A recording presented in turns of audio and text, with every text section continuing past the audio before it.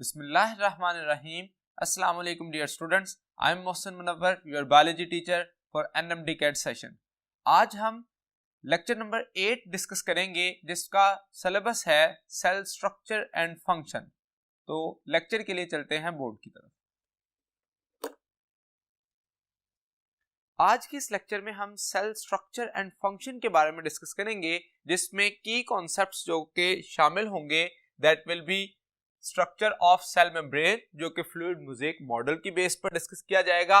Secondly cell wall, and third number पे cytoplasm and cell organelle, जिसमें different organelles जो है वो डिस्कस करेंगे। आज के लेक्चर में हम एंडोप्लाज्मिक रेटिकुलम और गोल्जी अपरेटस, गोल्जी कॉम्प्लेक्स या गोल्जी बॉडीज के बारे में डिस्कस करेंगे। रिमेनिंग ऑर्गेनल जो है वो उनके बारे में हम नेक्स्ट लेक्चर में देखेंगे। तो सबसे पहले अगर हम इन कॉन्सेप्ट्स में से सेल वॉल की बात करें तो सेल वॉल का स्ट्रक्चर क्या है, उसकी कंपोजिशन क्या है, अकरेंस क्या है। तो सबसे पहले हम अकरेंस की बेस पर कहते हैं। तो जो सेल वॉल है ये डिफरेंट सेल्स में होती है, प्लांट सेल में होती है, फंगल सेल में होती है और प्रोकैरियोटिक सेल में होती है, but it is absent in animal cell. Animal cell के आउटर मोस्ट मेम्ब्रेन जो है वो लिविंग मेम्ब्रेन सेल मेम्ब्रेन होती है, जबकि प्लांट सेल के पास सेलुलोज कंटेनिंग सेल वॉल होती है, जबकि फंजाई में फंगल सेल के पास काइटिनस और तीसरे नंबर पर प्रोकैरियोटिक सेल में नॉर्मली मेन कंपोनेंट जो कि सेल वॉल का होता है दैट इज पेप्टाइडोग्लाइकन। तो इस तरह से डिफरेंट कंपोजिशन स्ट्रक्चरल एस्पेक्ट से सेल वॉल डिफरेंट हो सकती है डिफरेंट सेल के केस में। इसकी लोकेशन देखें तो that is outer to plasma membrane. ये क्योंकि नॉन लिविंग होती है तो इसको हम कहते हैं that is boundary of protoplast. तो प्रोटोप्लास्ट की जो बाउंड्री है आउटर नॉन लिविंग होती है उसको हम सेल वॉल का नाम देते हैं। That is secreted by protoplasm. Cell के प्रोटोप्लाज्म से सिक्रीशन होती है। इसके स्ट्रक्चर में तीन बेसिक कंपोनेंट होते हैं। First one is middle Lamela, second primary wall and third one should be secondary wall. तो सबसे पहले जो दो एडजेसेंट सेल जब डिवाइड करते हैं तो उसकी वजह से बनने वाले एडजेसेंट सेल्स में जो पहली वॉल बनती है that actually considered as middle lamella. तो मिडल लमेला को देखें तो that is first layer formed between two adjacent cells after the division. यानी कि एक सेल डिवाइड करेगा तो जब वो डिवाइड करके दो सेल्स बनेंगे, फॉर एग्जांपल ये सेल आप देखिए, ये एक सेल है, अगर ये डिवाइड करता है तो दरमियान में गोल्जी वेसिकल्स की फॉर्मेशन होती है। गोल्जी वेसिकल जो है जब फ्यूज करते हैं तो एक इधर की सेल मेम्ब्रेन बन जाती है, एक इस तरफ सेल मेम्ब्रेन, तो ये दो एडजेसेंट सेल बन जाते हैं। इनके दरमियान में जो फर्स्ट कंपोजिशन होगी वो कहलाएगी मिडल लमेला। तो वो मिडल लमेला जो है उसकी कंपोजिशन क्या है that is sticky gel like होगी, that contain magnesium, calcium salts and pectin. तो ये वो बुनियादी कंपोनेंट हैं जो कि इसमें मौजूद होते हैं। जैसे कि पेक्टिन जो है वो प्राइमरी वॉल का भी हिस्सा है लेकिन मिडल लमेला में भी मौजूद होता है। दैट इज प्रेजेंट, इसकी लोकेशन कहां है, present between primary walls of adjacent sales. तो फर्स्टली फॉर्म्ड लेयर है और इसके बाद प्राइमरी वॉल्स बनेंगी जिनके दरमियान में ये स्ट्रक्चर आएगा। So middle lamella will be the first layer which is formed right after the division of the cell. दो बाकी कंपोनेंट जो है वो प्राइमरी वॉल और सेकेंडरी वॉल, इसको जानने के लिए चलते हैं नेक्स्ट बोर्ड की तरफ। Primary wall and secondary wall में से अगर हम मेन वॉल कंसीडर करें या ट्रू वॉल जो कि तकरीबन तमाम प्लांट सेल्स के पास मौजूद होती है that is called as primary wall. तो इसलिए इसको हम ट्रू वॉल का नाम देते हैं। जबकि सेकेंडरी वॉल जो है वो चंद एक सेल में, खास तौर पर स्क्लेरेनकाइमा सेल्स में या उन सेल्स में जो अपनी ग्रोथ कंप्लीट कर चुके हैं होते हैं और उनमें नॉन लिविंग सेल्स बन जाते हैं जब, तो उनके पास सेकेंडरी वॉल होती है। तो इसका मतलब तमाम सेल्स सेकेंडरी वॉल नहीं रखते। प्राइमरी वॉल जो है that is present inner to middle lamella. तो मिडल लमेला के इनर साइड पे बनती है, but secondary wall is formed between primary wall and cell membrane. तो that is about the location of the primary and secondary wall. दूसरे number पे primary wall जो है वो थिन होती है, अप्रोक्सीमेटली इसका जो डायमीटर है वो 1 to 3 माइक्रोमीटर है, जबकि सेकेंडरी वॉल जो है वो थिक और रिजिड होती है जिसका डायमीटर 5 to 10 माइक्रोमीटर तक कंसिडर किया जाता है। जबकि प्राइमरी वॉल जो है ये फ्लेक्सिबल है और इस फ्लेक्सिबिलिटी की वजह से सेल अपनी शेप को चेंज कर सकता है, सेल अभी ग्रो कर सकता है। जबकि सेकेंडरी वॉल रिजिड होने की वजह से उसकी शेप डेफिनेट हो जाती है सेल की और फर्दर सेल अपने साइज को इंक्रीज नहीं कर सकता। इसी वजह से सेकेंडरी वॉल उन्हीं सेल्स में बनती है जो अपना शेप मैक्सिमम अटेन कर चुके होते हैं।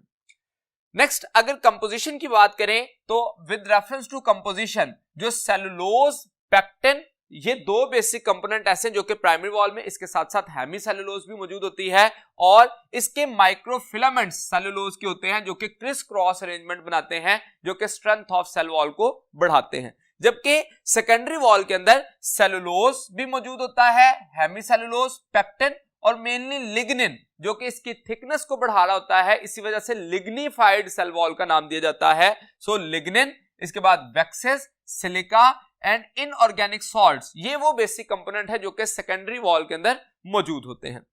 अगर हम इसके इस कंपोजिशन की बुनियाद पर देखें तो जो प्राइमरी वॉल है दैट हैज प्लास्टिसिटी, क्योंकि ये साइज ऑफ द सेल इसकी वजह से इंक्रीज हो सकता है, तो सेल वॉल भी उसका स्ट्रक्चर जो है ये साइज उसका बढ़ता है, लेकिन वो प्लास्टिक होती है, यानी कि वो अपनी ओरिजिनल शेप में वापस नहीं आ सकती, तो इसलिए इसको कहते हैं that provide plasticity to the cell. तो ये प्लास्टिसिटी प्रोवाइड करने में हेल्प करेगा। जबकि सेकेंडरी वॉल जो है ये maximum size of the cell attain होने के बाद बनती है, so no further growth of the cell in case of secondary wall. ये लिविंग सेल्स के गिर्द होती है जैसे कि पैरेन्काइमा सेल स्पेशली, और अबाउट सेकेंडरी वॉल बात करें तो वो स्क्लेरेन्काइमा सेल्स के गिर्द मौजूद होती है या नॉन लिविंग सेल्स में होती है। और जो प्राइमरी वॉल है that adapted to grow, that give the condition to the cell to adapt to grow, but in case of secondary wall that provide definite shape and mechanical support to the cell। तो ये हम function के reference से भी जब बात करते हैं तो हम कहते हैं जो वॉल है सेकेंडरी वॉल उसकी वजह से डेफिनेट शेप मिलती है सेल को, इसके साथ साथ मैकेनिकल सपोर्ट जो है वो सेल को मिलती है due to the presence of the cell wall. जबकि सेल वॉल जो है वो पोरस होती है और इस पोरस होने की वजह से वो मटेरियल को अलाउ करती है freely to move from cell to its environment, और इसी वजह से हम इसको फ्रीली परमिएबल का नाम भी देते हैं। So cell wall is highly porous that provide free passageway of water to and dissolve minerals. तो वाटर और डिसॉल्व मिनरल जो है उनको भी अलाउ कर रही होती है, जबकि हम सेल मेम्ब्रेन के बारे में जब बात करते हैं तो दैट इज सेमी परमिएबल या सिलेक्टिवली परमिएबल। ये ट्रांसपोर्टेशन के प्रोसेस में, यानी कि जो मटेरियल सेल और इसके एनवायरनमेंट में ट्रांसपोर्ट हो रहा होता है उसमें हेल्प कर रही होती है। इसके अलावा इम्बाइबेशन, जो जाइलम के सेल होते हैं उसकी सेल वॉल जो है वो वाटर को अब्सॉर्ब करती है, लेकिन वो कंपोनेंट डिसॉल्व नहीं होते, इस वजह से इम्बाइब करता है, तो ये सेल वॉल जो है उस प्रोसेस में भी हेल्प कर रही होती है। इसके अलावा जो सेल वॉल है ये खास तौर पर जब हम एपोप्लास्ट पाथवे की बात करते हैं तो transport of material, transportation through apoplast pathway जो है वो उसमें भी सेल वॉल अपना रोल प्ले कर रही होती है। जबकि ये डिफरेंट जो सेल वॉल्स हैं इनकी thickness according to cell vary कर रही होती है और उसके साथ साथ कंपोजिशन भी वेरी कर रही होती है। मिसाल के तौर पर अगर हम बैक्टीरिया की ही सिर्फ बात करें तो हमने कहा मेन कंपोनेंट उसमें पेप्टाइडोग्लाइकेंस होते हैं, लेकिन कुछ ऐसे भी हैं जैसे कि आर्कियोबैक्टीरिया की बात करें तो उनके पास ग्लाइकोप्रोटीन कंटेंट्स मौजूद होते हैं। और अगर हम माइकोप्लाज्मा की बात करें तो that is the bacteria which have no cell wall. तो इसका मतलब different cell to cell nature जो है वो वेरी कर सकती है सेल की सेल वॉल की, और सेल वॉल जो है वो अपना फंक्शन भी डिफर कर सकती है according to the type of the cell and according to the location of the cell in the body of a living organism. तो that was about the cell wall. Second component जो कि हमारे आज के lecture का हिस्सा है that is plasma membrane या सेल मेम्ब्रेन। तो प्लाज्मा मेम्ब्रेन या सेल मेम्ब्रेन को देखने के लिए चलते हैं नेक्स्ट बोर्ड की तरफ। प्लाज्मा मेम्ब्रेन जो कि outer living membrane of the mostly cell होती है उसे हम प्लाज्मा मेम्ब्रेन का नाम देते हैं। तो that is outer to protoplasm in animal cell but inner to cell wall in plant, fungal and bacterial cell. तो इसका मतलब बैक्टीरियल जिन जिन सेल्स के अंदर सेल वॉल मौजूद होती है उनमें ये इनर साइड पे होगी, जबकि बाकियों में ये आउटर साइड पर मौजूद होती है एज के in case of animal cell, या हम ऐसा कह सकते हैं कि ऐसा बैक्टीरियल सेल जिसके अंदर आउटर मोस्ट मेम्ब्रेन जो है वो प्लाज्मा मेम्ब्रेन है, तो that is mycoplasma because that have no cell wall. तो इसका मतलब डिफरेंट सेल्स के अंदर ये आउटर या इनर हो सकती है। प्लाज्मा मेम्ब्रेन एक जनरल टर्म इस्तेमाल की जाती है डिफरेंट सेल्स के लिए। ये वर्ड जो है वो according to specialized kind of cells हम ये वर्ड चेंज करते हैं। फॉर एग्जांपल हम मसल सेल की बात करें तो उसमें प्लाज्मा मेम्ब्रेन को सार्कोलिमा का नाम दिया जाता है। इसी तरह से न्यूरॉन के केस में न्यूरोलिमा का नाम दिया जाता है, या कॉमनली प्लाज्मा मेम्ब्रेन को प्लाज्मा लिमा भी कहा जाता है। तो इसका मतलब ये डिफरेंट नेम्स यूज किए जा सकते हैं। अगर हम प्लाज्मा मेम्ब्रेन की कंपोजिशन की बात करें तो according to the components plasma membrane में प्रोटीन्स मौजूद होती हैं, जिसमें इंट्रिंसिक प्रोटीन हो सकती हैं, एक्सट्रिंसिक प्रोटीन्स हो सकती हैं, जो कि आगे हम डिस्कस करेंगे। That are most abundant type of molecule present in the plasma membrane, that is 60 to 80% of the total composition of the plasma membrane, जबकि लिपिड जो है वो 20 to 40% होते हैं, जिसमें खास तौर पर सबसे ज्यादा मिकदार में जो लिपिड्स है these are the phospholipids। इसके अलावा कोलेस्ट्रोल्स भी मौजूद हो सकते हैं एंड अदर्स। और कार्बोहाइड्रेट्स जो हैं these are also associated to form conjugated molecule, like carbohydrate can attach with the protein to form glycoprotein, or can carbohydrate attach with the surface of the lipid to form glycolipids। तो इसका मतलब carbohydrate की small concentration होती है but they play a very important role, जो कि हम इसके फंक्शन में देखेंगे। जो मेन पॉइंट हमारे सिलेबस में है that is structure of plasma membrane. तो वो प्लाज्मा मेम्ब्रेन का स्ट्रक्चर को अगर एक्सप्लेन किया जाए तो ये दो बुनियादी मॉडल जो हम एक्सप्लेन किए जाते हैं, एक यूनिट मेम्ब्रेन मॉडल और दूसरा fluid mosaic model. Unit membrane model के अकॉर्डिंग कहा जाता है कि lipid bilayer is sandwiched between two protein layers, जो कि बाद में रिजेक्ट कर दिया गया डिफरेंट लिमिटेशंस की वजह से, और मोर एक्सेप्टेबल मॉडल जो कि बाद में पेश किया गया अप्रोक्सीमेटली इन 1972, तो that model was fluid mosaic model. इस फ्लूइड मोज़ेक मॉडल को जिन साइंटिस्ट ने एक्सप्लेन किया that was Jonathan Singer and Garth Nicolson. 1972 में फ्लूइड मोज़ेक मॉडल को एक्सप्लेन कर रहे थे।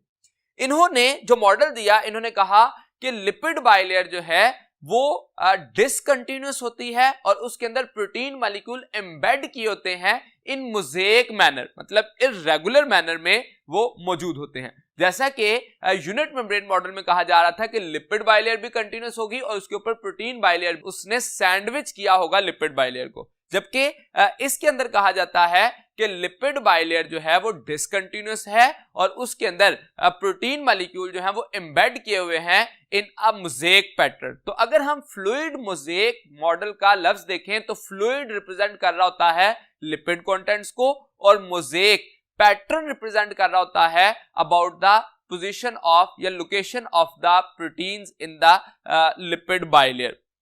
तो इसका मतलब इस के अंदर जो प्रोटीन्स मौजूद होती हैं वो कौन सी प्रोटीन्स हैं? These are may be extrinsic proteins और इंट्रिंसिक। एक्सट्रिंसिक आउटर सरफेस पे, या इसको सरफेस प्रोटीन कहते हैं, जो कि खास तौर पर रिसेप्टर के तौर पर बिहेव करती हैं, और इंट्रिंसिक प्रोटीन जो है वो एम्बेडेड प्रोटीन होती हैं, जो कि चैनल प्रोटीन या कैरियर प्रोटीन के तौर पर एक्ट कर रही होती हैं। जब हम एक स्ट्रक्चर देखते हैं प्लाज्मा मेम्ब्रेन का, तो अकॉर्डिंग टू स्ट्रक्चर हम कहते हैं plasma membrane is asymmetrical. Why? Because plasma membrane has different contents at their outer region as compared to inner part. तो अगर हम एक प्लाज्मा मेम्ब्रेन का स्ट्रक्चर देखें और ये इसका साइटोप्लाज्मिक एरिया है और आउटर साइड जो है वो एक्स्ट्रासेलुलर मैट्रिक्स है, तो दोनों के नेचर में डिफरेंस है। मिसाल के तौर पर glycolipid and glycoproteins these are present at outer surface, but cytoplasmic या cytoskeletal filaments are present at inner side.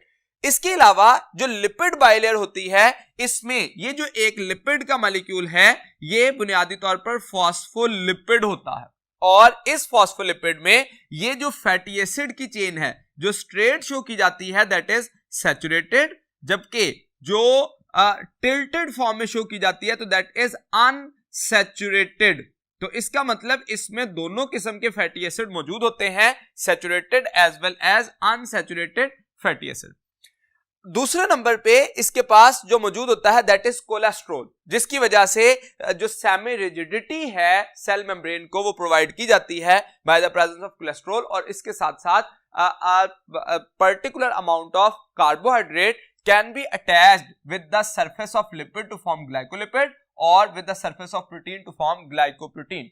जब हम एक स्ट्रक्चर की बात करते हैं फॉस्फोलिपिड की, तो इस फॉस्फोलिपिड में ये जो हेड का रीजन है ये हमेशा आउटर सरफेस पे एक्स्ट्रासेल्युलर मैट्रिक्स के साथ और इनर सरफेस पे साइटोप्लाज्मिक फ्लूइड के साथ डायरेक्ट कांटेक्ट में होता है, जिस वजह से इसको नाम दिया जाता है हाइड्रोफिलिक वाटर अट्रैक्टेंट कहा जाएगा। जबकि जो थ्रेड लाइक स्ट्रक्चर्स हैं जो कि सैचुरेटेड या अनसैचुरेटेड फैटी एसिड्स हैं, these are actually responsible to show the hydrophobic part because they have no direct contact with the surface of the cytoplasm or with the extracellular matrix। तो outer side पे fibres of extracellular matrix होते हैं और inner side पर cytoskeletal filaments होते हैं। तो इस डायग्राम की बेस पे डिफरेंट पॉइंट से एमसीक्यू पूछा जा सकता है कि इंट्रिंसिक और एक्सट्रिंसिक प्रोटीन्स किस किस्म की हैं, इसके साथ साथ आउटर सरफेस से इनर सरफेस किस तरह से डिफरेंट है, कोलेस्ट्रॉल की पोजीशन क्या है, और इसके साथ साथ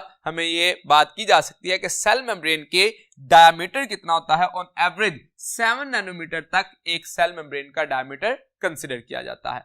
अब ये सेल मेम्ब्रेन जो है, जैसा कि हमने सेल वॉल के बारे में कहा कि वो प्लांट सेल, एनिमल सेल और बाकी सेल्स में डिफरेंट होती है या नहीं होती, इसी तरह से सेल मेम्ब्रेन प्रोकैरियोटिक और यूकैरियोटिक सेल में डिफर करती है on the basis of presence of sterol in case of eukaryotic cell but absence of sterol और cholesterol in case of particularly in the prokaryotic cells। तो ये एक difference है। इसके अलावा भी डिफरेंट जो पॉइंट्स हैं वो डिस्कस किए जा सकते हैं इन case of prokaryotic and eukaryotic, जो कि हम अगले लेक्चर में देखेंगे। That was about the structure of the plasma membrane. Now we have to discuss about the functions of plasma membrane, और उसके लिए हम चलते हैं नेक्स्ट बोर्ड की तरफ। एक प्लाज्मा मेम्ब्रेन जो है उसका main function transport of material between cell and its environment है। ये एक बुनियादी फंक्शन है और इस फंक्शन के लिए हम जानते हैं कि स्ट्रक्चर को अंडरस्टैंड करना जरूरी है कि एक प्लाज्मा मेम्ब्रेन जो है उसके दो बेसिक कंपोनेंट्स हैं, एक लिपिड बाइलेयर है और एक प्रोटीन मॉलिक्यूल एम्बेडेड है इन द मोज़ेक मैनर। तो अगर हम ट्रांसपोर्ट ऑफ मटेरियल की बात करें तो that can be through the lipid bilayer और फ्रॉम द प्रोटीन चैनल्स और कैरियर प्रोटीन। तो सबसे पहले अगर हम लिपिड पार्ट की बात करें तो वो ट्रांसपोर्ट के साथ साथ और क्या काम कर रहा होता है, that is responsible to control the fluidity of membrane. एक मेम्ब्रेन जो है वो मोर फ्लूइड होगी if it contain more unsaturated fatty acid. जितने ज्यादा सैचुरेटेड होंगे उतनी थिक होगी या उसका स्ट्रक्चर जो है वो लेसर फ्लूइडिटी शो करेगा, और अगर अनसैचुरेटेड ज्यादा होंगे तो वो ज्यादा लिक्विडिटी शो करेगा या फ्लूइडिटी शो करेगा। तो सबसे पहले मोर फ्लूइड है तो इसका मतलब मोर अनसैचुरेटेड फैटी एसिड। इसके अलावा कोलेस्ट्रॉल जो है ये भी रिस्पॉन्सिबल होता है to stabilize the lipid bilayer. इसके साथ साथ ये स्ट्रक्चर जो है वो रिस्ट्रिक्ट करता है entry and exit of polar molecules and ions. जैसा कि हम जानते हैं कि जो स्मॉल मॉलिक्यूल हैं या जो अनचार्ज्ड मॉलिक्यूल्स हैं, they have capacity to cross the cell membrane freely, but ions have some difficulty to cross. इसमें अब जो प्लाज्मा मेम्ब्रेन होती है वो semi permeable or differentially permeable कहा जाता है, that can maintain the supply of the material from cell to its environment or environment to its cell according to the need or according to the nature of the molecule।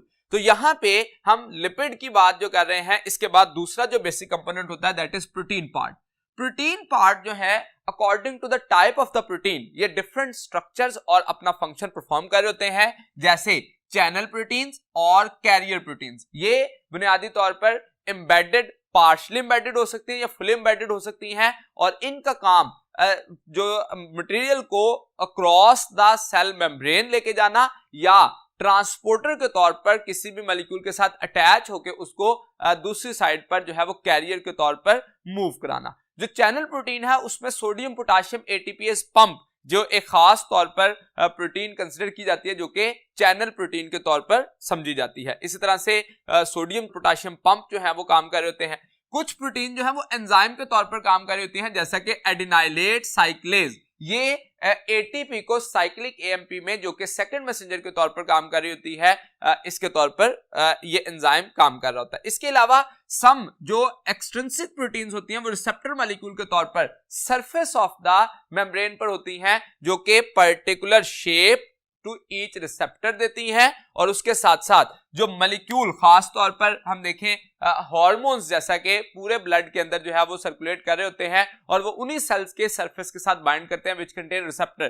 तो वो receptor actually proteins होते हैं, जिसकी वजह से वो target site को trigger कर सकते हैं। तो इंट्रासेलुलर रिस्पॉन्स क्रिएट करने के लिए ये रिसेप्टर अपना मेन रोल प्ले करते हैं। इसके अलावा कुछ प्रोटीन्स जो हैं वो एंटीजन के तौर पर बिहेव करती हैं, जो कि रिकग्निशन ऑफ द सेल के लिए एक मेन रोल प्ले कर रही होती हैं, सो रिकग्नाइज द अदर सेल। इसके अलावा अब प्रोटीन और लिपिड का मेन तो ये फंक्शन है, लेकिन जब कॉन्जुगेटेड फॉर्म में कार्बोहाइड्रेट उनके साथ बाइंड करता है तो ग्लाइकोप्रोटीन और ग्लाइकोलिपिड की फॉर्मेशन होती है, और वो एज अ सरफेस मार्कर काम कर रहे होते हैं, जैसा कि cell to cell recognition and striking the correct cell together in a particular tissue। तो जो सेल को स्टिक कर रही होती हैं, sticking the correct cell together in the tissue, that will responsibility of glycoprotein and glycolipid। इसके अलावा ये सेलुलर मार्कर जो कि सेल को रिकग्नाइज करने के लिए, फॉर एग्जांपल जब रेड ब्लड सेल्स को पर्टिकुलर डिटरमिन किया जाता है तो उनके ऊपर जो एंटीजेंस की फॉर्मेशन होती है, दीज आर एक्चुअली ग्लाइकोप्रोटीन, और उस वजह से वो टाइप ए, टाइप बी या ए बी ब्लड ग्रुप जो है उसके तौर पर रिकग्नाइज किए जाते हैं। इसके अलावा ट्रांसपोर्ट अक्रॉस द सेल जो कि मेन फंक्शन है, और मटेरियल जो कि वेस्ट सब्सटेंस होगा वो सेल से बाहर भेजा जाए, जो बेनिफिशियल सब्सटेंस हैं वो सेल की तरफ ले जाया जाए, और इसके साथ साथ पीएच ऑफ द सेल को भी मेंटेन करने के लिए ये अपना रोल प्ले कर रहे होंगे। तो इसका मतलब ये different functions according to the type of the cell ये सेल मेम्ब्रेन परफॉर्म कर रही होती है, और नेचर ऑफ द प्रोटीन्स जो कि वेरिएबल कंसंट्रेशन और वेरिएबल लोकेशन पर सेल टू सेल वेरी कर रहे होते हैं। मिसाल के तौर पर कुछ सेल्स में प्रोटीन की जो लोकेशन है वो डिफरेंट होती है, और उस बेस पे अपना डिफरेंट फंक्शन परफॉर्म कर रहे होते हैं। That was about the cell membrane. Next जो साइटोप्लाज्म और इसके ऑर्गेनल्स हैं उनको डिस्कस करने के लिए चलते हैं नेक्स्ट बोर्ड की तरफ। नेक्स्ट पार्ट जो कि हम डिस्कस करेंगे that is about cytoplasm and cell organelles. तो अगर हम सबसे पहले साइटोप्लाज्म के बारे में जाने तो एक साइटोप्लाज्म जो है वो region between nuclear membrane and plasma membrane है। अगर हम इस पॉइंट को समझना चाहें तो हम एक सेल का स्ट्रक्चर जो है वो देखकर इस बात को अंडरस्टैंड कर सकते हैं। फॉर एग्जांपल ये एक सेल की मेम्ब्रेन है, तो that is about cell membrane. अब अगर ये एक सेल मेम्ब्रेन का स्ट्रक्चर है तो सेल मेम्ब्रेन के इंटरनल जितना भी फ्लूइड मौजूद होता है उसको नाम क्या दिया जाता है, that is called as protoplasm. और इस सेल मेम्ब्रेन और न्यूक्लियर मेम्ब्रेन के दरमियान जो फ्लूइड होगा इस रीजन में उसको नाम क्या दिया जाएगा, that will be called as cytoplasm. जबकि जब हम बात करेंगे कंप्लीट रीजन की, इस सेल मेम्ब्रेन के इंटरनल वो सारा कंपोनेंट जो कि इसमें मौजूद होता है उसको अगर कंसीडर करें तो ये कंसीडर क्या किया जाता है, that is called as protoplasm. Protoplasm. अब प्रोटोप्लाज्म जो है वो बेसिकली दो कंपोनेंट्स पर मुश्तमिल होता है, साइटोप्लाज्म प्लस न्यूक्लियोप्लाज्म। तो दोनों को यानी कि न्यूक्लियस और साइटोप्लाज्म कलेक्टिवली कहलाएगा प्रोटोप्लाज्म। और यानी कि हम इस डेफिनेशन में बुनियादी तौर पर क्या कह रहे हैं, वो तमाम स्ट्रक्चर, वो तमाम लिक्विड व या वो रीजन का जिसमें न्यूक्लियर मेम्ब्रेन और प्लाज्मा, न्यूक्लियर मेम्ब्रेन के आउटर साइड पे और प्लाज्मा मेम्ब्रेन के इनर साइड पे जितना भी स्ट्रक्चर लिक्विड की सूरत में, सॉलिड सब्सटेंस की सूरत में आएगा उसको नाम क्या दिया जाएगा, साइटोप्लाज्म। अब एक साइटोप्लाज्म का जो कंपोनेंट है उसमें अगर फिजियोकेमिकल नेचर देखें तो बुनियादी तौर पर दो हिस्से होते हैं। First one is the cytosol and second is inclusions. जो साइटोसोल है that is soluble part of the cytoplasm, यानी कि वो हिस्सा जो कि ग्राउंड सब्सटेंस बना रहा होता है, और ये maximum part of the cytoplasm होता है जिसमें 90% तक वाटर कंटेंट्स मौजूद होते हैं। जबकि इंक्लूजन्स जो हैं वो इनसॉल्युबल वेस्ट या स्टोरेज प्रोडक्ट्स हो सकते हैं, ये दोनों जो कि सेल में टेम्परेरी स्टोर होंगे। जब साइटोसोल को देखें तो साइटोसोल को फर्दर दो बेसिक पार्ट्स में डिवाइड किया जाता है, दैट इज ट्रू सॉल्यूशन जो कि कंप्लीटली सॉल्युबल पार्ट होगा, और इनकम्प्लीट या पार्शली सॉल्युबल जो होगा उसे नाम दिया जाएगा कोलाइडल सॉल्यूशन। अब जो ट्रू सॉल्यूशन है ये completely soluble due to small molecule and ions हैं इसमें, जो कि particularly glucose, amino acid, fatty acid या डिफरेंट टाइप के आयंस हो सकते हैं। जब हम इंक्लूजन्स की बात करते हैं तो उसमें टोटल इनसॉल्युबल थे, लेकिन कोलॉइडल सॉल्यूशन में लार्ज मॉलिक्यूल हैं जो कि पार्शली सॉल्युबल होंगे, जो कि कोलॉइड सॉल्यूशन बनाने में हेल्प करेंगे। अब कोलॉइडल सॉल्यूशन को दो बेसिक पार्ट्स में according to its viscosity and location divide किया जाता है, सोल जिसको साइटोसोल भी कहा जाता है, और साइटोजेल।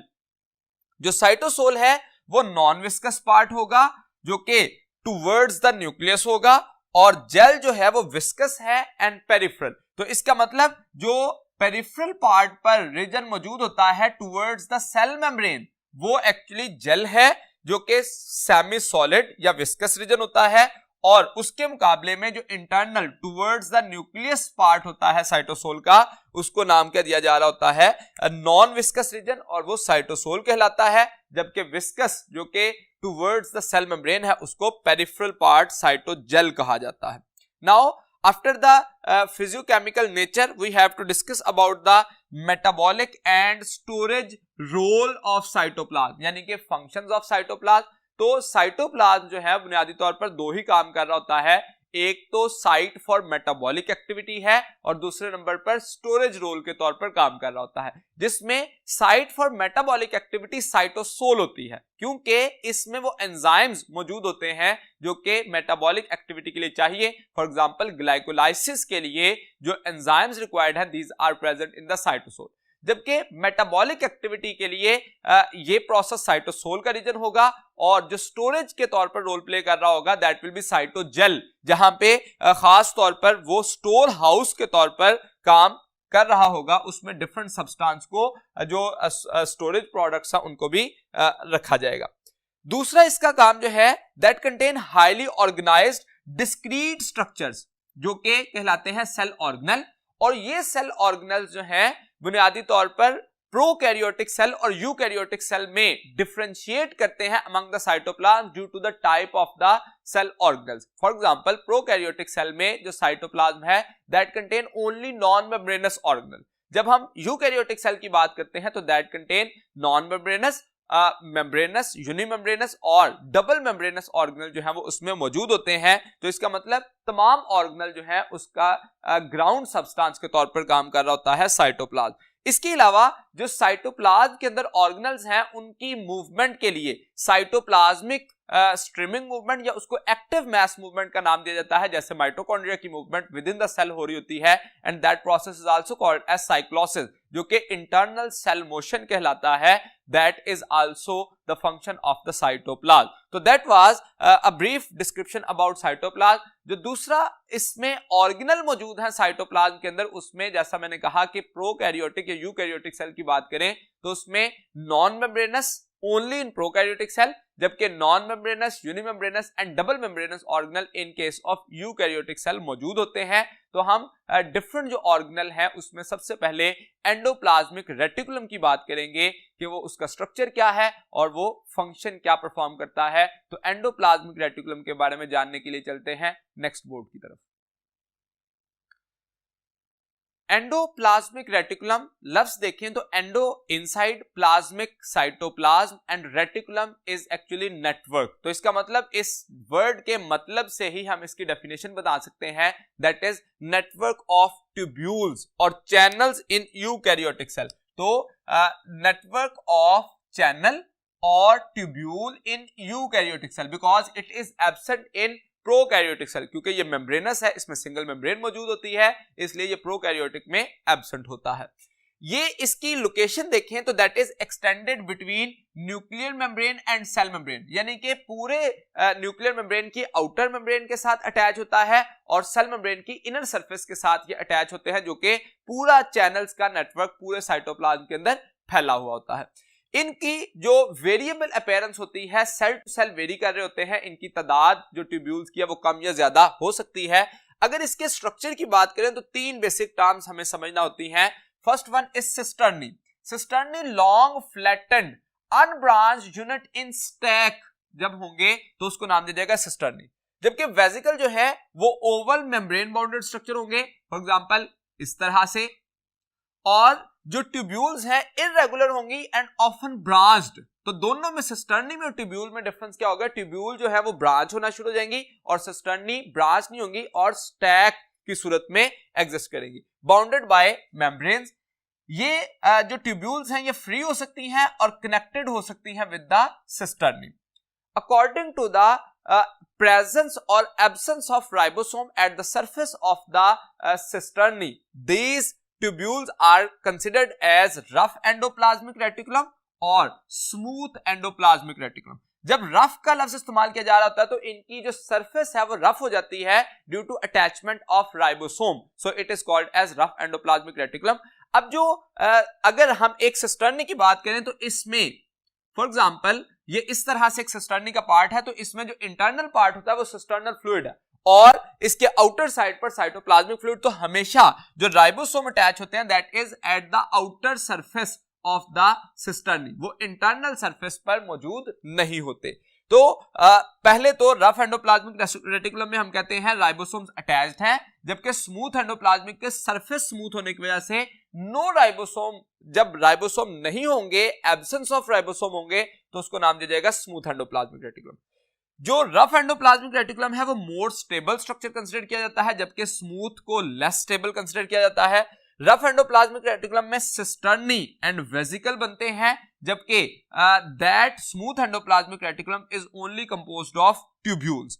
फंक्शंस देखें तो जो रफ एंडोप्लाज्मिक रेटिकुलम है due to the presence of ribosome is responsible for protein synthesis and cell secretions, जबकि स्मूथ एंडोप्लाज्मिक रेटिकुलम जो है वो glycogen and lipid metabolism, drug detoxification के लिए खास तौर पर रिस्पॉन्सिबल होता है। और इसके जो अपीयरेंस है अकॉर्डिंग टू द फंक्शन किन सेल्स में ये ज्यादा होते हैं, तो rough endoplasmic reticulums are abundance present in abundance in pancreas, liver, goblet cells, जबकि स्मूथ एंडोप्लाज्मिक रेटिकुलम जो है वो एडिपोज टिश्यू में सबसे ज्यादा होंगे, मसल्स में और लिवर सेल्स में। जैसे हमने कहा लिपिड मेटाबॉलिज्म के लिए तो लिवर सेल में लिपिड मेटाबॉलिज्म का प्रोसेस हो रहा होता है, इसी तरह से जो ड्रग डिटॉक्सिफिकेशन है वो भी बुनियादी तौर पर लिवर सेल्स में ही हो रही होती है, तो इसका मतलब लिवर सेल्स के अंदर उनकी तादाद ज्यादा होगी। इसी तरह से ग्लाइकोजन मेटाबॉलिज्म की बात करेंगे तो मसल सेल के अंदर वो तादाद में ज्यादा होंगे।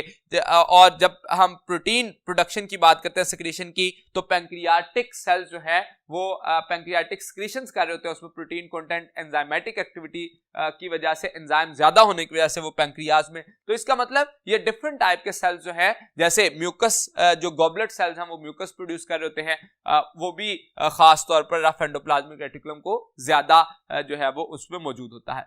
अच्छा, एक और फंक्शन जो कि एंडोप्लाज्मिक रेटिकुलम का कॉमनली कंसिडर किया जाता है that is transport of material within the cell. जब सेल मेम्ब्रेन और इसके फंक्शन को हम कंपेयर करते हैं तो सेल मेम्ब्रेन का काम है transport of material between cell and its environment, जबकि एंडोप्लाज्मिक रेटिकुलम जो है वो transport of material between different parts of the cell, यानी कि within the cell transport जब कर रहा होगा तो वो एंडोप्लाज्मिक रेटिकुलम होगा। Endoplasmic reticulum according to the nature of the cell modify भी होता है, जैसा कि हम जब न्यूरॉन के अंदर निजल्स ग्रेन्यूल में देखते हैं तो rough endoplasmic reticulum associated with जब राइबोसोम देखते हैं तो उसको नाम देता है अर्गेस्ट्रोप्लाज्म, जबकि स्मूथ एंडोप्लाज्मिक रेटिकुलम में मसल सेल के अंदर जो modified form of endoplasmic reticulum होती है उसको नाम दिया जाता है sarcoplasmic reticulum, that is the site for storage of calcium ion. तो इसका मतलब endoplasmic reticulum type of cell की बेस पर मॉडिफाई या उसका नाम को चेंज किया जा सकता है। तो that was about the endoplasmic reticulum. Next organelle Golgi apparatus के बारे में जानने के लिए चलते हैं नेक्स्ट बोर्ड की तरफ।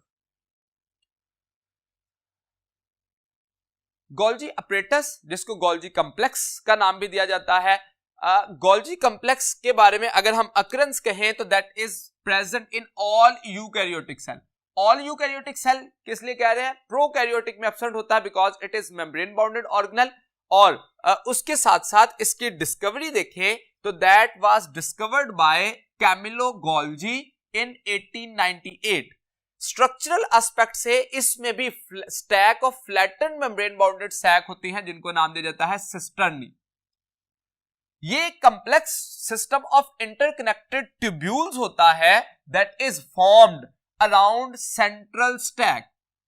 इसका आउटर रीजन जो है उसको फॉर्मिंग फेस या सिस फेस या कन्वेक्स टाइप कहा जाता है और इनर फेस को मैच्योरिंग फेस, ट्रांस फेस और कनकेव टाइप का कहा जाता है। अगर मैं एक स्ट्रक्चरल एस्पेक्ट से एक सेल की बात करूं तो इसमें फॉर एग्जांपल ये न्यूक्लियस का रीजन है, तो इस न्यूक्लियस के साथ जो फ्लैटेंड सैक्स मौजूद होती हैं पर्टिकुलरली एंडोप्लाज्मिक रेटिकुलम की, और इन एंडोप्लाज्मिक रेटिकुलम के साथ जहां जहां पे राइबोसोम अटैच होता है ये रफ एंडोप्लाज्मिक रेटिकुलम कहलाते हैं और जहां ये अटैच नहीं होते उसको स्मूथ कहते हैं। इन एंडोप्लाज्मिक रेटिकुलम से ही जो वेजिकल बड ऑफ होते हैं इनको नाम देता है ट्रांसपोर्ट वेजिकल। इनके अंदर वो प्रोटीन जो कि रफ एंडोप्लाज्मिक रेटिकुलम पे बनी थी वो इसके अंदर आ जाती हैं, इन्हीं को हम ट्रांसपोर्ट वेजिकल का नाम देते हैं। Now these transport vesicle will fuse with each other to form a particular tubule जो कि स्टैक की सूरत में flattened stack of flattened membrane बन जाएंगे, उनको सिस्टर्नी का नाम दिया जाता है। Now that stack will continue to increase in size और इसका स्ट्रक्चर जो है वो एनलार्ज होता जाता है। तो इसका मतलब जो इसका टूवर्ड्स द न्यूक्लियस फेज है वो एक्चुअली फॉर्मिंग फेज है, यहां पे ये ऐड हो रहे होंगे यहां से जो स्मूथ एंडोप्लाज्मिक रेटिकुलम से आ रहे हैं। तो इसका मतलब हम गोल्जी apparatus का जो ओरिजिन है वो समझ सकते हैं that is budded of vesicles from the smooth endoplasmic reticulum.